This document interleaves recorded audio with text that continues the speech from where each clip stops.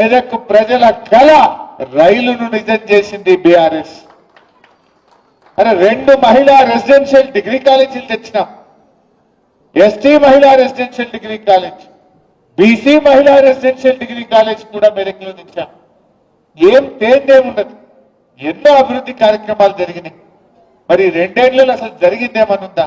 మా కృష్ణారెడ్డి చూస్తుంటే మార్కెట్ కమిటీల గోడౌన్లు కట్టింది, మార్కెట్ కమిటీని ఆధునీకరించింది కూడా ఆయన చైర్మన్ ఉన్నప్పుడే చేసినాం. ఇలా చెప్పుకుంటూ పోతే ఎన్నో పనులు ఉన్నాయి. ఈ 2 ఏళ్లలో ఒక పని ఉన్నదా తప్పి? ఒక్క పని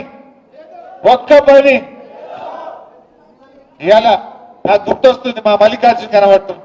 2015లో మల్లికార్జున్ చైర్మన్ ఉన్నప్పుడు 2 స్కాచ్ అవార్డులు ఈ మెదక్కు వచ్చినాయి. బీఆర్ఎస్ మున్సిపల్ చైర్మన్ ఉన్నప్పుడు 2 స్కాచ్ అవార్డులు కూడా మెదక్ మున్సిపాలిటీకి కూడా ఆ రోజుల్లో బీఆర్ఎస్ హయాంలోనే వచ్చినాయి తప్ప ఈ కాంగ్రెస్ చేసింది ఏం లేదు. కాంగ్రెస్ కాలంలో ఒకటే పేరు మెదక్ మషూర్, గాడిదలకు మషూర్ చేసింది. ఏమన్నా చేసిరా వీళ్ళు? మీ హయాంలో ఏమన్నా మషూర్ అయిందంటే గాడిదలకు మషూర్ చేసింది.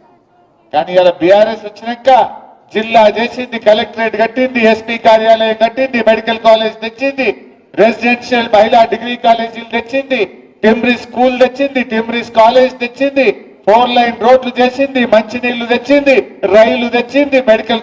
ఎన్ని చెప్పాలి? ఇట్లా చెప్పాలి. ఇన్ని చేసిన బీఆర్ఎస్ పార్టీ.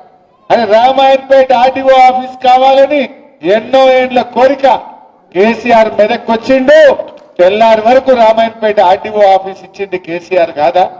అరే ఎన్ని చేసినాం? వీళ్ళు చాలా చెప్పిండ్రు, మరి ఏమన్నా అయిందా?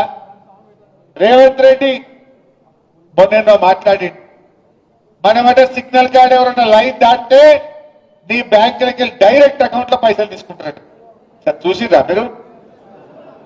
నీకు తెలియకుండా నీ పైసలు బ్యాంకుల నుంచి డైరెక్ట్ తీసుకుంటారట. వాళ్ళని ఏమంటారే? ఈ మధ్య కొత్త సైబర్ నేరగాళ్ళు అంటారు. నీ పైసలు నీకు తెలియకుండా నీ బ్యాంకులకి వెళ్ళి అకౌంట్లకి వెళ్ళి తీసుకుంటే వాళ్ళని ఏమంటారు? మరి ముఖ్యమంత్రికి సైబర్ నేరగాళ్ళకి ఏమైనా తేడా ఉన్నదా? ఏమైనా తేడా ఉన్నదా? ఏం చెప్పిండు ఎలక్షన్ల ముంగట?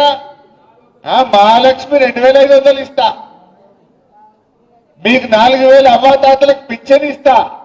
కేసీఆర్ గారు ఉన్నప్పుడు రైతు బంధు నేరుగా ప్రజల అకౌంట్లలో వేసిండు. కేసీఆర్ గారు నేరుగా అవ్వాతాతల పింఛన్ 200 నుంచి 2000 చేసి అకౌంట్లలో వేసిండు. కేసీఆర్ ఏమో ప్రభుత్వ ఖజానా నుంచి ప్రజల ఖజానాలోకి, ప్రజల అకౌంట్లలో కేసీఆర్ డబ్బులు వేస్తే రేవంత్ రెడ్డి ఏమంటున్నాడు? ప్రజల అకౌంట్లలోకి వెళ్ళి పైసలు గుంజుకుంటాడు. నువ్వు మహిళలకు 2500 అవ్వాతాతలకు 4000 అకౌంట్లో ఏమయ్యా రేవంత్ రెడ్డి అంటే, నేను ఏసుడు కాదు తీసుకుడు తెలుసు నాకు అంటు.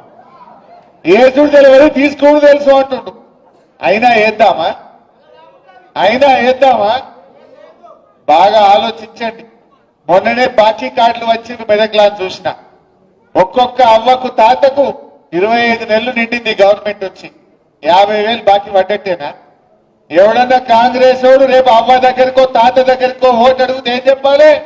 బిడ్డ 50,000 ఇచ్చినాకనే ఓటు అడగాలి కాంగ్రెస్ వాడు అని చెప్పాలి. ఎవరైనా చెల్లె దగ్గరికి పోయి ఓటు అడిగితే 62,500 బాకీ పడ్డావు, ఇచ్చినాకనే ఓటేస్తామని చెప్పాలి. నిన్న ఒక చెల్లె అడిగింది, నేను టీవీలో చూసినా, మీరు చూసిందో లేదో. జోగిపేటలో దామోదర్ రాజనరసింహ గారు చీరలు వస్తుండు, మంత్రి గారు చీర వస్తుండే, హే నీ చీరతో నా మహాలక్ష్మి